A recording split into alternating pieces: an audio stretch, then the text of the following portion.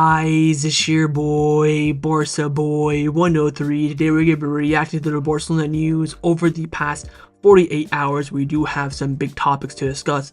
Firstly, for about the billionth time since leaving in 2017, the return of Neymar is back on the table. He is playing one last dance with Barcelona, with President Joan Laporta being in favor of this move. We'll discuss that. Following early Holland signing a trillion-year deal with Man City, Alexander Isak is the new dream target for Barcelona to reinforce the striker position. With Lewandowski only having one more year left at Barcelona, the club are now starting to plan his long-term successor. But the first signing of 2025 is set to be completed, and it will be Jonathan Tah. We have updates on that, alongside the likes of Diaz and Šeško being tracked by Deco. We also have a big interview from Deco they did with Sport, giving us all the updates around Barcelona player exits as well, alongside Pablo Torre, Christensen, Garcia. Also some big renewal updates as well of Frenkie de Jong, Lewandowski, Cubarsi, and finally the Kobe Bryant collaboration kit for next season. The design is 100% confirmed and leaked. We will show it in this video, of course. But before we get into it, make sure you guys smash that like button down below, and let's try and get to 200 likes on this video. It would be very much appreciated. Also, if you are new, make sure you subscribe down below if you haven't already, and let's get into it.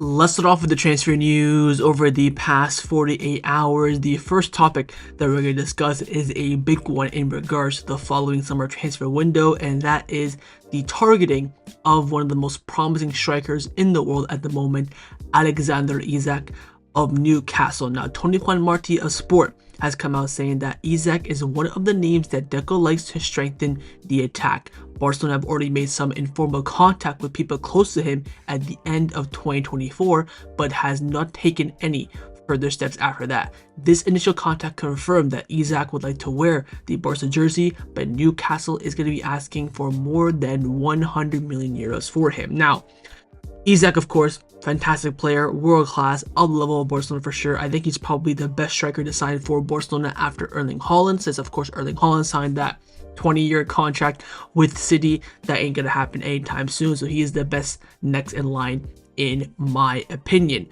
Two issues here. Number one, we're not going to go for a striker until 2026. Of course, Lewandowski is going to be staying for another year. We'll talk about that later on in the video. Secondly, I think 100 million is a bit too much for him. I personally price him at around 75-80 million for, of course, what Barcelona needs. Of course, for other teams like, for example, Arsenal, United, who are probably desperate in need for a striker, they will pay, of course, that premium, and of course the Premier League tax on top of that. I think when he's going to be having one less a year on his contract next year, and when Lewandowski leaves next year, that will be the time to get him. Hopefully he can stay there, survive until then, and then we can wait and see what happens.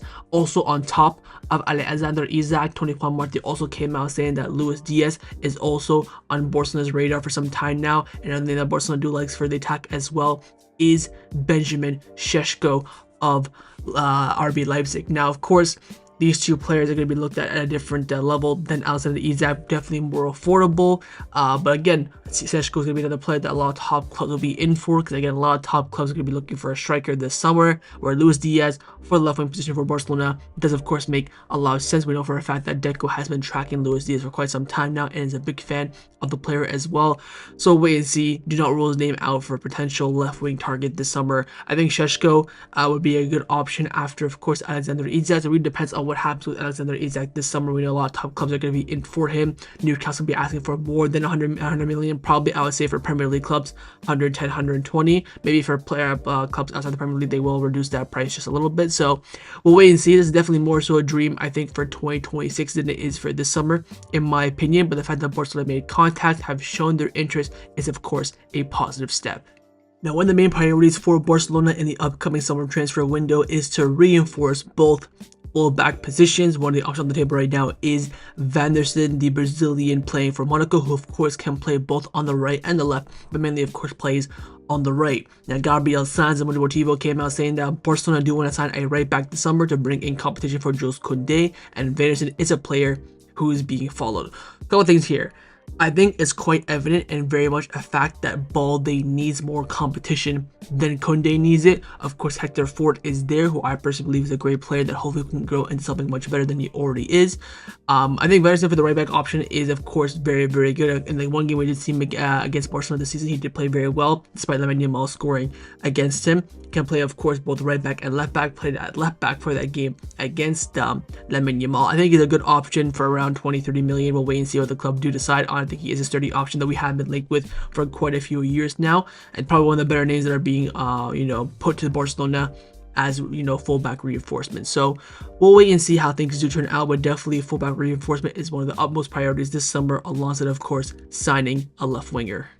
With another left winger for about the billionth time since he did leave the club and stabbed us all in the back in 2017 is of course Neymar Jr. And the news is coming in from Santi Ovila from Candacer, and he's come out saying that Neymar's dream is to get back in shape to join Barcelona in the summer. Currently, however, it isn't sure if the club even wants to sign him or not. But Neymar dreams of returning to Barcelona this summer for one last dance. He wants to wear the Barca shirt again as a priority, and the reason, of course, is next summer 2026 will be the World Cup, the 2026 World Cup, probably the final World Cup of Neymar's peak, and he wants to go into that World Cup in the best condition, playing, of course, for the best club in the world. Now, Mundo Deportivo came out saying that although Barcelona has no plans to sign Neymar right now, the player believes that he can prove his abilities to play at the highest level throughout the next 6 months on his deal right now with Santos. Neymar has not lost hope of playing for Barcelona and is ready to do everything possible. Now, keep in mind, he only signed a 6-month contract with Santos. I think he's on. I think he terminated his contract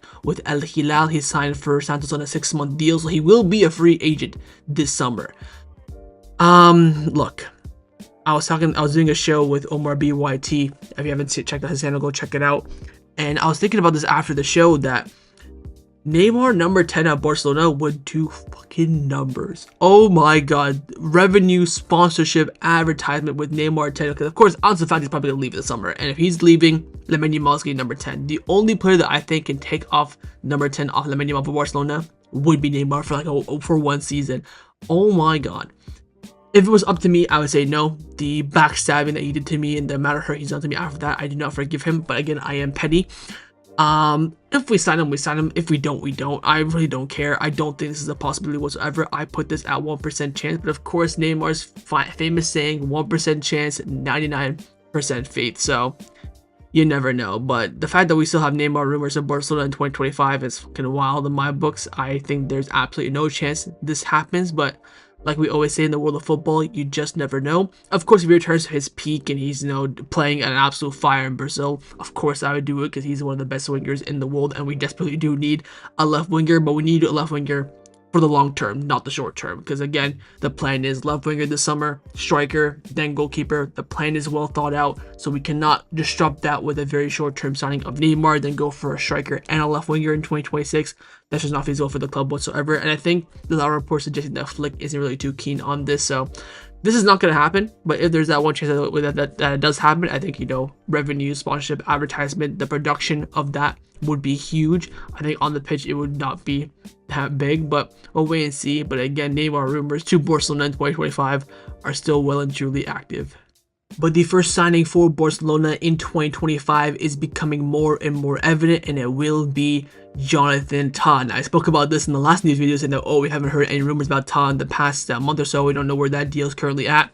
24 hours later, we got the big job from Roger Toledo of Mundo Deportivo, and he came out saying despite a very lucrative offer from Bayern Munich, Jonathan Tah has chosen to join Barcelona. Barring any surprises, he will be Barcelona's first signing of the 2025-2026 season. A meeting in Barcelona will soon take place to finalize the signing. However, before finalizing the deal, Barcelona needs to resolve some internal matters, such as deciding which center back will leave to avoid overcrowding the defense. Although the idea is for Tah to sign a 5-year contract, nothing has been finalized yet. So you can say an agreement in principle has been reached between Barcelona and Tah for him to join. All that's left is the signings, but again, before they sign the documents, either party could change their mind. I think this is quite clear that if this signing does get finalized, two of Araujo, Christensen, Eric Garcia will leave. That is a fact. I think Inigo is locked in. I think Cubarsi is locked in. I think after that, it's pretty much a free-for-all. at that point. It'll be very, very interesting to see what does take place. Of course, Araujo with that release clause can leave at any given moment, at any given time. You, of course, have Koundé as an option for center back, but he has not played there in 2 years. I mean, he did play a little bit at center back sometimes this season. I remember 2 games, one against Girona when Hector Fort came in, another game which slips my mind. So Koundé is still an option there. If, of course, we do decide, for example, like a Vanderson or something like that, maybe really bolster the fullback position.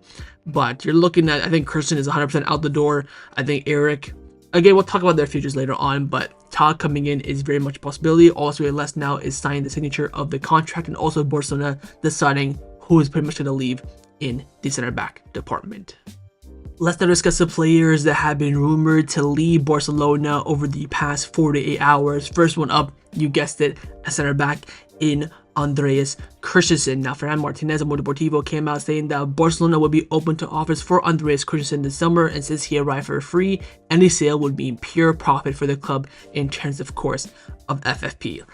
Look, in my opinion, I said that when Christensen came back from being out for the first half of the season, if he comes back, gets the green light, and is injured again within a month, I would say sell him. He got injured in 2 weeks after getting the green light and did not play a single second of football, got injured in training. Look, I think Christensen is a great player. I think he's definitely of the quality of Barcelona, but he's just not fit enough. In his first season, played a majority of the games and still has some niggles here and there. Last season, of course, was out injured for the majority of the first half, and second half, he played the second half of the season basically injured, only playing like 45 minutes here and there, being out for random squad lists and games here and there.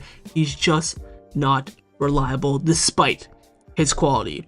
30 million, I think, is a great price for Barcelona and for whatever suitor that wants Christian this summer. Knowing Barcelona, we probably sell him for around 15 to 20 like we did for Frenkie, but I think his current valuation is around 30. He's still a really good player, of course, at center back and the DM position. He can do a really, really good job there when fit. That's the question, when fit. Hopefully a Premier League club, Premier League task can come in and help us and get Christensen out of our books. I think he's definitely probably the first name out, especially with Tah coming in the center back department. The other center back's future that will be up in the air right now with the imminent most likely signing of Jonathan Tah on a free deal is Eric Garcia. Now, Barcelona, of course, had the opportunity to sell him in January, but in the end, Flick was the one that stopped the entire operation. Fabrizio Romano came out saying that Hansi Flick blocked Eric Garcia's exit in January as he considers him an important player for Barcelona's plans. The deal with Como was almost agreed for 7 million fixed fee plus add-ons, but then Flick called it off and wanted to keep Eric. Number one, how are you selling Eric Garcia for 7 million? He was valued by Girona by 10 to 15 million. How the hell did you get the fee down to 7 plus add-ons? That for me is wild. This is a problem with Barcelona. Not Barcelona, but any big club, really. They don't sell well. That's the unfortunate part. But I think Eric Garcia, especially what he's done right now since this, definitely valued at around 12 to 15 million euros with easily. Versatility, good nation, of course, plays for Barcelona as well. Now, Brian Martinez from Mundo Deportivo came out saying that Eric Garcia is well regarded on the market, but Hansi Flick wants to give him reasons to feel important at Barcelona and stay for more years. With uncertainty in the center back position, it could give Eric Garcia a bigger role in the team. So Hansi Flick really likes him. The issue with Eric Garcia is that he's going to have to be okay if he wants to stay being 5th choice, because I think Tah will be ahead of him, Inigo will be ahead of him, Cubarsi will be ahead of him. If Araujo stays, he's probably competing with him, so probably 4th/5th choice. Of course, can play at right back as well, can play in the pivot if needs be, but he will be a squad player. If he is happy being a squad player for Barcelona, I think the club will keep him. I wouldn't mind keeping him personally. I think Flick will keep him, but I think that Eric Garcia has ambitions to play week in, week out, and unfortunately at Barcelona, when everyone is fit, it just isn't a likely scenario for him. That may, of course, play a role in him potentially leaving the club this summer, but definitely has a good chance of staying if he prefers to, if he doesn't mind being a squad player, getting his chance here and there. But if he wants minutes, he probably will end up leaving. So it really comes down to the player himself. Personally, I think Barcelona and the manager Flick do want to keep him, but I think it will come to Eric Garcia himself. Again, he has only 1 year left in his deal after the summer as well. Keep that in mind. Very, very important information. Again, valuation, I would say around 10 to 15 million euros this summer if he does end up leaving, which hopefully do get a fair deal for him. But this decision really comes down to the player himself.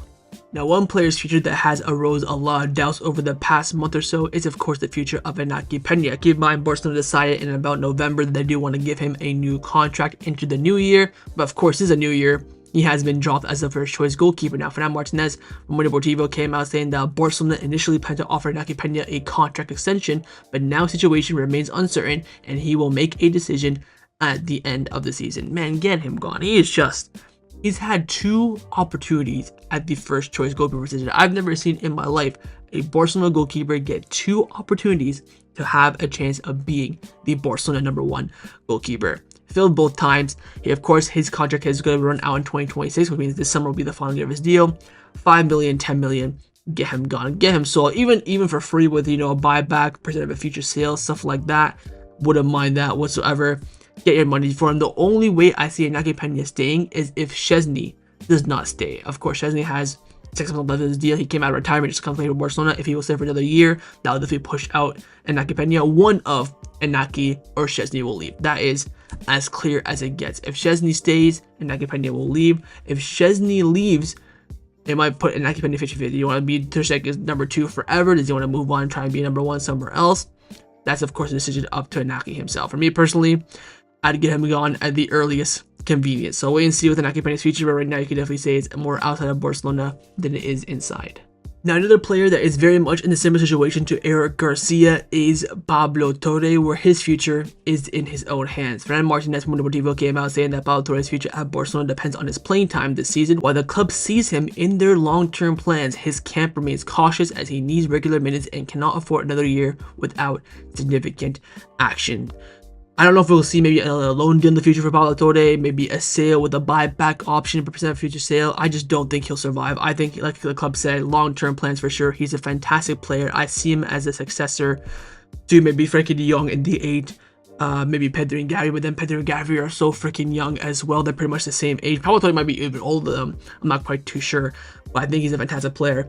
But the midfield is just too strong for him to get any minutes into. I think he will leave the club this summer. How he'll leave is a big question. Keep in mind, Barcelona did invest good money in him, 5 million euros, plus I think 15 in add-ons as well. So loan, sale with the percent of a future sale, buyback option. I think every single potential exit option is on the table. Even him renewing his contract and leaving on loan again could also be on the table as well. But I do definitely see Pablo Torre's future outside of Barcelona than in come the summer. But again, it comes down to really him as well. Like I said with Eric Garcia, if he's happy being a squad player at Barcelona, he will definitely stay. But judging by what he says and what his camp's saying, that is very unlikely.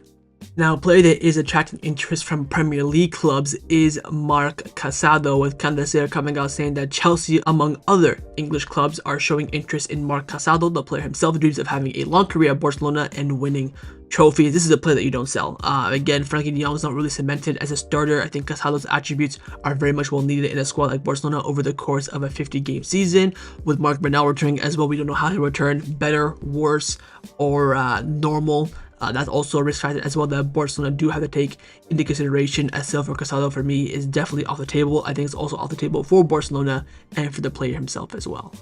Let's now discuss some contract renewal updates around the first team at Barcelona. We do have some huge updates. First one is on Robert Lewandowski, whose contract is agreed. He will be staying at Barcelona past the 2025 summer transfer window. This is first coming in from Marcelero from Deportivo, but everyone else confirmed this. Sport, Fabrizio Romano, Candacer, Onda Cero, everyone came out confirming this report, saying that even though his contract included an option to automatically renew if played at least half the matches, Lewandowski has already reached an agreement with Barcelona to stay for another year. Hansi Flick, President Joan Laporta, and the club's board all agreed that Lewandowski deserves to stay for another year. His new contract agreement with Barcelona only extends his contract for one more season with no option for another. So here's the details. Lewandowski had a contract with Barcelona until 2026 with the option of another year. That contract until 2026 was going to activate if he played 50% of matches for at least 50% of those games.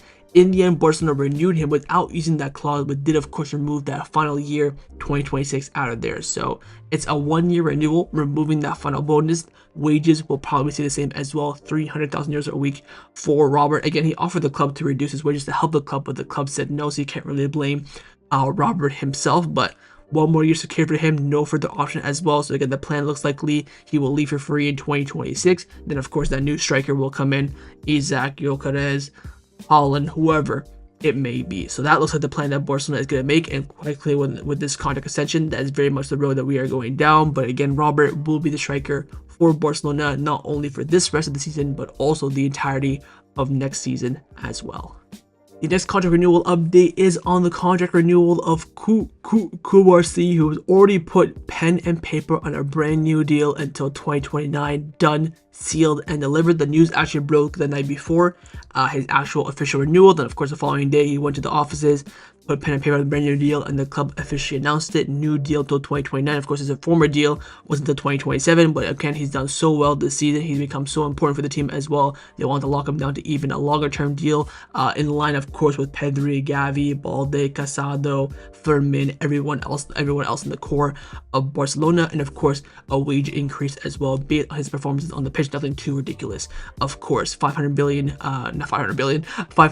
euro release clause is still active for Pau as well. Very, very important renewal, and one that is very, very essential for the core of this team. Does he delivered very, very quickly. Shout out to Deco, man. He's doing an absolutely unbelievable job with these renewals. Ever since we went back in the 1-1 rule, Pedri was done, Gavi was done, Araujo, Lua, Cubarsi, Inigo. He's done 6 renewals in about a month and a half, which is absolutely crazy. So shout out to Deco for his hard work, and of course, congratulations to Cubarsi on his brand new Barcelona contract. And the final contract renewal update is on the contract renewal of Frenkie de Jong, probably the most priority contract renewal right now at the club. Fernando Martinez Mundo Deportivo came out saying that Frenkie de Jong has expressed in the locker room that he is more open than ever to extending his deal, but while the club appreciates his gesture, they do remain cautious. They will have to meet, of course, with his agent to negotiate term. Now it's a matter of seeing who makes the first move. It should be Frenkie, surely. The club were twerking for him last season, offering him renewals left, right, and center, making the first move, and he did not even budge. I think it should be Frenkie that makes that forcing the K. Look, I know you guys offered me renewals already, but now I'm ready to sit down, negotiate, and start talking. But we'll wait and see. Again, when the players play well, everything goes well in the background. It's quite clear that not only the Barcelona, but the player, the entourage, the sporting director, the president, everyone wants Frenkie to continue. In terms of wages and stuff like that, I think that would definitely be agreed upon in terms of something that's realistic for both Barcelona and the players level as well. So it's really coming down to negotiations. Again, Deco has a great track record. He's 6 for 6 right now. He's going for 7 for 7. So wait and see what happens with Frenkie's future. But I think definitely right now, leaning towards him more staying than he is leaving. Let's now discuss some of the news surrounding Barcelona over the past 48 hours. Firstly, on the potential return of Thiago Alcantara to Hansi Flick's coaching staff. We all thought that he'd come back in the new year, but now most likely he'll have to wait into next season. Catalunya Radio came out saying that Thiago will not return to the coaching staff this season. The option is open though for next season. The reason being, of course, that Barcelona are using their entire FFP space they do have from returning to the 1-1 rule on contract renewals. Inigo, Lua, Cubarsi, Pedri, Gavi, Araujo, everyone, they're using the space for that to, of course, register them officially their new contract with La Liga. Of course, this summer when exits come into play, Victor Roque, Romeu, Lenglet, Gerard Martin, Ansu Fati, Christensen, whoever leaves that space will, of course, open the door for Thiago to return. So that's the reason why I believe that Thiago is not going to come back this season. It's unfortunate, but we have been doing well and surviving without him. I think next season will only just be a more even added bonus. So we'll wait and see what happens with him if he ever comes back. But for this season, it is most likely ruled out. Now, in some other news, we do have some information on our kits for next season that is being leaked. First one, I think one of the biggest news in my opinion, is no La Señora kit next season confirmed. Of course, the kit that you can see that Pedro is wearing on the screen right now on the right hand side, that's been our 4th kit for the past 5 or 6 years. Of course, the stripes of our city of Catalonia, but next season it's not going to be the case. Memorabilia, of course, has come out with, he's the #1 source around kit information, saying that the next 25-26 season Barcelona will have a new 4th kit. The 4th kit will have the following colors: a Gym Blue, Salis Red, and Opti Yellow. The La Señora kit will be using in exponential circumstances only. So after 3 seasons, 22-23, 23-24, and 24-25, Barcelona will not have the La Señora kit as their number 4th choice anymore. So it can be a choice that we do use as like an alternative kit, but it will not be labeled as our fourth choice. We'll have the 3 kits that are going to be for next season alongside this new one that you can see here on the screen with those 3 colors of blue, red, and yellow. Honestly, very excited to see what they do cook up, Nike and Barcelona. Last year kit, I know a lot of people do hate it, a lot of people do like it. I'm on the fence with it. I think it's something, we've had some great games with it. We had some absolute stinkers with it as well. But I think overall, you know, have the pride of your city on the shirt is definitely me feat. Now, speaking of next season's kit, the second kit, the Kobe Bryant collaboration kit, the official design is now confirmed, and here it is on the screen for you right now. You're gonna have the purple and black collar and sleeve, the of course Kobe Bryant logo in place of the Nike logo, Spotify logo in the middle, Barcelona logo on the left hand side, and the Barcelona logo will be all black as well. Shirt will not be very bright, it will be kind of a dark gold color. Honestly, I do really like it. It's very simple, but very prominent. You have, of course, the Lakers color, so to speak, represented by Barcelona. We'll have to wait and see how it looks in person in the official photos as well. Also on the back, you can see here that they do have stripes down the kind of the side armpit, the arm where the arm and chest connect. A little bit of a strip there, but it won't show on the front. I also really like it. I think from the picture, it looks cold, a good 8 out of 10 for me, but it depends on how it looks in person. There is always a big discrepancy. Could be much better in person, could be a little worse, but from what I see here, I do really like it. I really like this collaboration from Barcelona as well, so wait and see how it does look in person. But from the official leak, as you can see here, so the patterns and stuff, the design of it is pretty much confirmed 100%, but how it'll look, of course, from photoshopped images, from what you hear and see compared to what it actually looks in the flesh, will be a bit different, a little bit like details, not too crazy. But overall, I think this kit looks absolutely fantastic. In the comments down below, let me know your thoughts. Now, the final topic that I want to discuss for the end of this video is go through the interview that Deco has conducted with Sport. Shout out to Deco, by the way, again, with the renewals, done fantastic, but I do also like the fact that he does speak quite frequently. He speaks, I would say, once every month or so, you know, informing the fans updates on the team, the future planning, the current planning as well. Again, a lot of people hate on Deco because he's done nothing, so to speak, in terms of science, but in terms internally, what he's done, movements, he's been fantastic with 2 hands tied behind his back. Now he's back in the 1-1 rule. He's doing renewals left, right, and center. So shout out to him. I think he's done a pretty decent job for what he's been dealt with card-wise. But in this interview, talks about a lot. Let's get cracking right into it. He firstly was asked on Flick's contract renewal, saying, look, we've won a title, we're playing well, and the feeling is positive. When a project works, renewal is a natural step, but right now it's not the priority. Things are on the right track, and we're happy with the progress. If the time comes, we'll discuss it, but there is no rush. Completely agree on that. On Flick's impact, Flick's arrival has been a real boost for the team. His tactical flexibility and attacking style are making a difference. The squad believes in its ideas, and we're seeing that reflected in our performances. This is the football that Barca fans love to see. On his contract, again, here everything moves too fast. One moment is euphoria, the next is despair. Right now we're focused on the present. Flick is doing a great job, and we're happy with the team. If renewal talks happen, they will happen naturally at the right time. On the club's vision, the most important thing is that we have a clear project. We want to keep improving, keep competing, and giving the fans the best version of Barcelona. Stability and progress are key, and that's what we are currently working on. On the fans' expectations, Barcelona members want to see good football, a competitive team, and a clear direction. We're committed to delivering that. We've taken positive steps, and there's still a lot of work to do, but we're moving with confidence. On the future of Barcelona, the team will be much stronger in 2 or 3 years. Most of our players are still under 25 years old. Their prime is yet to come. We're already seeing major progress, and the change in the coach has helped, but the best is yet to come. On his role as sporting director, there was a lot of skepticism when I first arrived, and I understand that, but my job isn't about making noise. It's about making the right decisions. I stay grounded, avoid rushing choices, and focus on long-term success. Football team is fast, and we must stay adaptable. On signing players, we don't want players who just want to play for Barcelona. We want players who want to succeed. At Barcelona, the difference is huge. We need ambition, hunger, and committed players to take this club forward. On the current team, the team is showing great signs, but we must stay cautious. The season is long and challenges will come. However, the feeling within the squad is exciting and heading towards the right direction. Then asks on the future of Frenkie de Jong and also his contract renewal, saying that Frenkie is a great footballer, and my opinion of him has not changed. His frustration over not winning enough titles is a good sign. It shows his hunger to achieve more with Barcelona, and that's exactly the mentality we want from our players, as he of course just said. His contract runs out in 2026, and his renewal will be discussed in due time. Right now he's performing at a high level, and that's what matters the most. We want players who want to win titles, not just be at Barcelona. So at least there's a bit of consistency there with what Deco's trying to say. On the squad's mentality, every player in our squad today shares the dream of winning with Barcelona, and that's the profile we seek: players who are ambitious, committed, and ready to fight for success.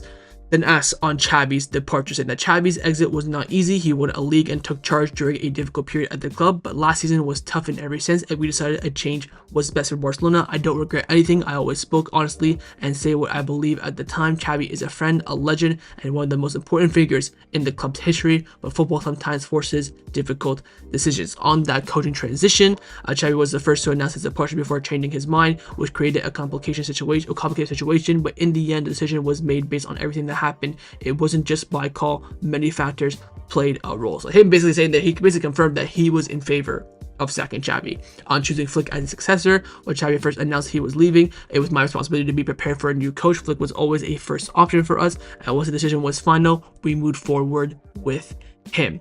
Then asked on the contract renewal of Lamine Yamal, saying that Lamine Yamal is one of our own, like Gavi and Cubarsi. There's no better place for him than Barcelona. He's happy here with his family and friends. Our job is to keep him here, and that way we secure his future. He's priceless. We won't listen to any offers for him. On the winter market, our priority is building a team that competes at the highest level, not just making signings. Renewing the players like Pedri, Gavi, and Araujo was crucial for the club's future. The winter market is tough though. Top players aren't usually available. Rashford was mentioned, but we weren't desperate for him, as key players were returning and others were hitting top form.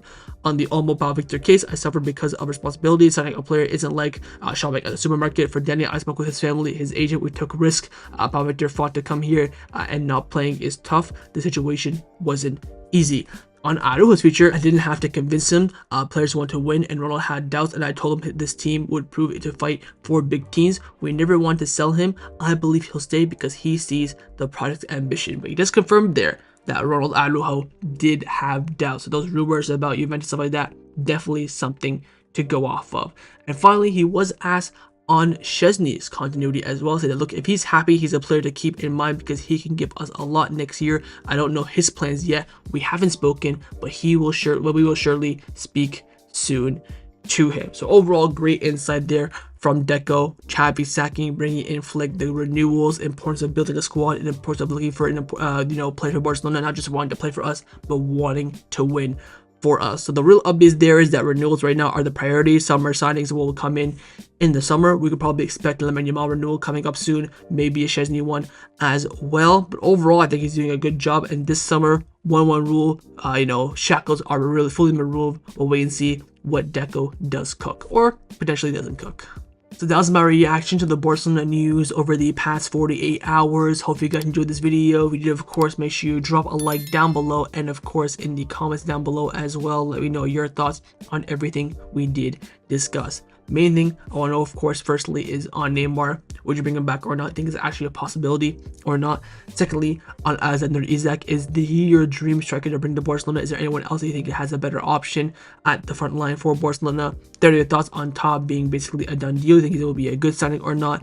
And finally, thoughts on Diaz and Šeško being potential options for Barcelona as well. And of course, make sure you guys subscribe down below if you haven't already, and I will see you guys next time on the channel. Take care, and Forza Barca.